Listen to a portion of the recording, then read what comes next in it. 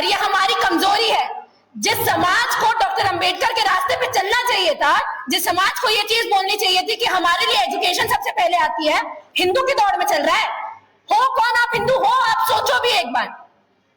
मंदिर में जाने से आपको रोका गया, हर चीज करने से आपको रोकी गई, उनके भगवानों को पूछने से आपको रोका गया, अछूत आपको बोला गया, हर चीज आपको बोली गई, और आप मानते हैं अपने आप को हिंदू।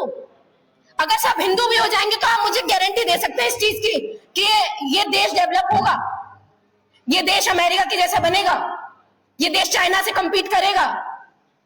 क्या हमारे हिंदू हृदय सम्राट वहां जाके ईरान को ये चीज बोलेंगे कि हमारा ट्रेड रूट क्लियर किया जाए?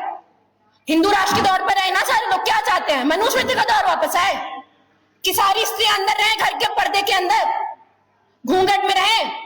हमारे लोग जितने तमाम लोग हैं मेहनत मशक्कत करें, मजदूरी करें, और आप ऊपर तंत्र में बैठे रहें।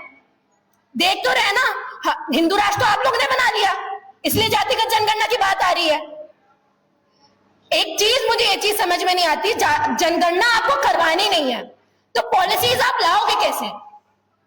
अधिकतर देश जितने भी डेवलप, चाहे यूएसए हो, यूके हो, जर्मनी हो, फ्रांस हो, स्विट्जरलैंड हो, almost each and every countries which are developed today are doing their census, and what you are doing कि हिंदू बना दो लोगों को, मुसलमान घोषित कर दो, देशद्रोही घोषित कर दो। अगर लोगों की जनगणना आप नहीं करवाओगे तो आपको पता कैसे चलेगा किन लोगों के लिए कौन सी पॉलिसीज आनी चाहिए? और इनको डर है इस चीज से। मैं आपको आप लोगों को एक चीज बता देती हूँ, ये क्यों नहीं करवा रहे जातिगत जनगणना? क्योंकि इनको पता है कि बड़े बड़े तंत्रों में हमारे लोग बैठे हैं, इनको पता है बड़ी बड़ी प्रॉपर्टीज हमारे अंडर में, इनको पता है बड़े बड़े एमएलए, एमपी, आईएएस, आईपीएस, बड़े बड़े बिजनेसमैन सारे हमारे लोग हैं। इसलिए तो डर है ना। डर है, अगर बता देंगे तो लोगों को भटकाएंगे कैसे? डर है, बता देंगे तो ये हमारी रेल में कैसे आएंगे? ये डर है उनको। और आपको लगता है यहाँ बैठ के, यहाँ ये सारी चीजें करके हम लोग अगर जातिगत जनगणना करवा लेते तो करवा ही लेते। निकलना पड़ेगा। ये देश अब उस मुकाम पे है, आज सरकार वैसी हो चुकी है, गूंगी बहरी सरकार बन चुकी है कि अगर आपको ऐसा लगता है कि हमारे प्रधानमंत्री बन जाए, हमारे मुख्यमंत्री बन जाए तो हमारी बातें होंगी, तो बिल्कुल नहीं। सड़कों पर उतरना पड़ेगा, हक हकूक छीन के लाने पड़ेंगे, जैसे डॉक्टर अंबेडकर ने किया। डॉक्टर अंबेडकर ने अपनी पार्टी बेशक बनाई थी। अगर वो ये चीज बोलते कि मैं पीएम बनने के बाद तुम्हारे लिए हक हकूक लेके आता, तो शायद मैं, आप जैसे लोग यहाँ बैठे नहीं होते। तो जितना आप लोग चिल्ला के यहाँ पे बोल रहे हैं ना, जितनी अपनी हिंदू करके अपनी रेलें चला रहे हैं, पहले इतिहास पढ़िए अपना। और आपको उन लोगों से सुनने की जरूरत नहीं है। ये मनुवाद, ये आतंकवाद, ये आतंकवादी लोग हैं। मनुवाद को ढोने वाले वो आरएसएस शाखा वाले हम लोगों को ये चीज बताते हैं कि आप हिंदू है कि नहीं है। आप बताइए, देश से गद्दारी करने वाले हमारे लोग थे, तुम्हारे लोग थे? तो ये सारी बातें, जातिगत जनगणना, ये छोटा मुद्दा, छोटा ही है। अगर आप लोगों को अपने हक हकूक के बारे में एक चीज पता चल जाएगी तो ऐसे तमाम मुद्दे आप लोग बेशक बहुत अच्छे तरीके से गवर्नमेंट से छीन के ला सकते हैं। तमाम वो लोग निकल के आए जिन लोगों ने ये प्रोपेगेंडा फैलाया था कि हिंदू हिंदू भाई भाई हैं, बटोगे तो कटोगे, जात पात की करो बिगाई, हिंदू हिंदू भाई भाई, ये तमाम नारे दिए गए थे। तो आप लोगों को ये चीज समझनी पड़ेगी, अगर आप उनके भाई हैं, आप उनकी बहनें हैं, तो आप लोगों के लिए कोई रेगुलेशन आता है तो उनको इतनी तकलीफ क्यों होती है? ये चीज आप लोगों को समझनी पड़ेगी कि जब आपके हक हकूक की बात आती है तो वो आपके अगेंस्ट में प्रोटेस्ट क्यों करते हैं?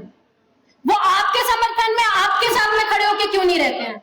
क्योंकि ये इनइक्वालिटी दिखाती है कि वो आपके इक्वल होने पे उनको कितना बुरा लगता है। वो नहीं चाहते हैं कि आप उनके बराबरी में भी खड़े रहें, वो नहीं चाहते कि आप उनके बराबरी में बैठे, वो नहीं चाहते कि आप उनके जैसे इंटेलेक्चुअल बातें करें। आपको एक चीज समझनी पड़ेगी कि डॉक्टर अंबेडकर जी ने हम लोगों को एक हथियार दिया है, बहुत ही खूबसूरत हथियार है, वो है एजुकेशन।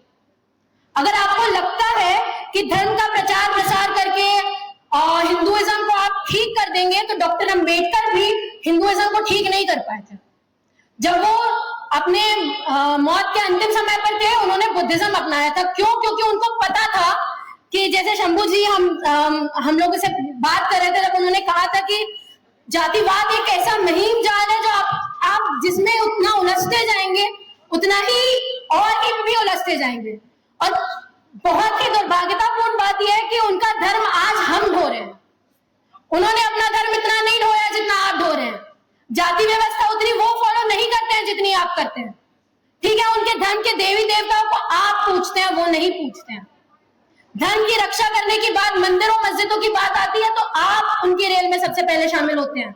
उनके बच्चे विदेशों में पढ़ रहे हैं, उनके बच्चे बड़ी बड़ी यूनिवर्सिटीज में पढ़ रहे हैं, उनके बच्चे बाहर जाके अच्छी एजुकेशन ले रहे हैं। जो डॉक्टर अंबेडकर बोल के गए हमें कि हमें वो शिक्षा लेनी है, वो शिक्षा शेरनी का दूध है जो हमें फॉरेन यूनिवर्सिटी से मिलेगा, यहाँ की यूनिवर्सिटी से नहीं मिलेगा।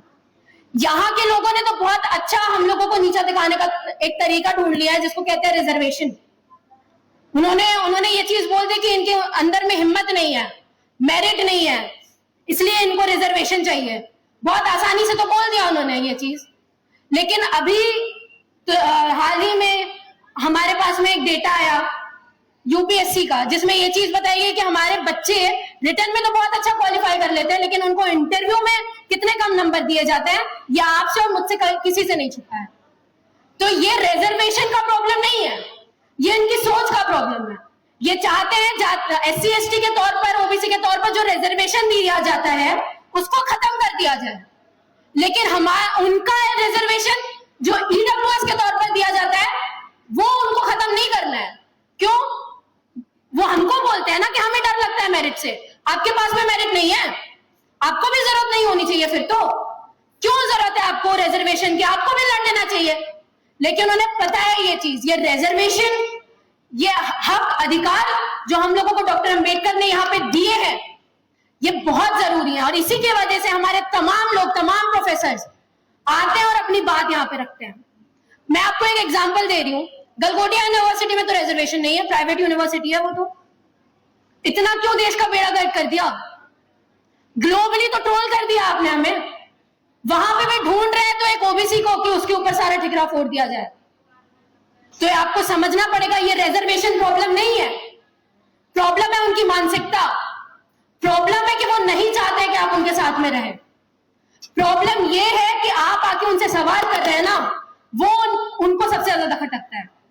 और आपको समझना पड़ेगा जब देश का इतना खराब तरीके से बंटवारा हो रहा हो, जातियों में हमको बांट दिया जा रहा हो, धर्म में हमको बांट दिया जा रहा हो, यूनिवर्सिटीज के अंदर बच्चों को बांट दिया जा रहा हो, आपको ये चीज समझनी पड़ेगी कि हमको वापस डॉक्टर अंबेडकर को पढ़ने की जरूरत है। अगर आपको ऐसा लगता है कि धर्म की पालकी ढो के आप देश को बहुत अच्छा बना लेंगे तो ये बिल्कुल नहीं होने वाला। अगर ये करना होता तो डॉक्टर अंबेडकर के भी ये चीज करके जा चुके होते। और डॉक्टर अंबेडकर को हमने बहुत ही कम फ्रेम में नाप लिया है। डॉक्टर अंबेडकर ने कभी अपनों की बात नहीं की, उन्होंने सभी की बात की है। जो महिलाएं यहाँ पे बैठी हुई है ना, और आई डोंट नो अगर ब्राह्मण महिलाएं भी होंगी यहाँ पे, आपकी बात डॉक्टर अंबेडकर ने की, हिंदू कोड बिल पास करके की। आपके लोग तो उसको टालने में लगे थे। आरएसएस ने तो उनका पुतला जलाया था जब वो जिंदा थे कि आप हिंदू कोड बिल के ऊपर कैसे काम कर रहे हैं। Right to adoption act, right to maintenance act, तलाक लेने का अधिकार, हर चीज का अधिकार। प्रॉपर्टी में जो आप लड़ते रहते हैं ना कि प्रॉपर्टी में मुझे हक चाहिए, महिलाओं को हक चाहिए, बेटी को हक मिलना चाहिए, ये सारे तमाम अधिकार डॉक्टर अंबेडकर आपको देके गए हैं। आपके देवी देवता नहीं आए हैं। तो आपको ये चीज समझनी पड़ेगी। और सबसे पहली बात, महिलाओं को, आपको क्या लगता है हमारे अंदर गच नहीं है? सबसे ताकतवर होती है महिलाएं। आप अपना घर संभालते हो, आप ऑफिस संभालते हो, आप बच्चों को संभालते हो, आप सब कुछ संभालते हो, तो आप देश भी चला सकते हो, आप नीतियां भी बना सकते हो, आप लोग सब कुछ कर सकते हो। पर ये मुद्दा जितना आसान आप लोगों को दिखता है उतना आसान है नहीं। इसकी जड़ें वहां तक है नहीं जहां तक आपको दिखती हैं। ये एक शब्द है मनुवाद, ये हर चीज मनुवाद से जुड़ी है। और इसका आज हमको जरूरत भी पड़ रही है सिर्फ मनुवादी लोगों की वजह से, सिर्फ मनुवाद की वजह से। तो कुछ बातें आपके सामने रखूंगी, अगर आप लोगों को लगता है बातें सही है तो प्लीज इंप्लीमेंट करिएगा। शुरुआत करते हैं आरएसएस से।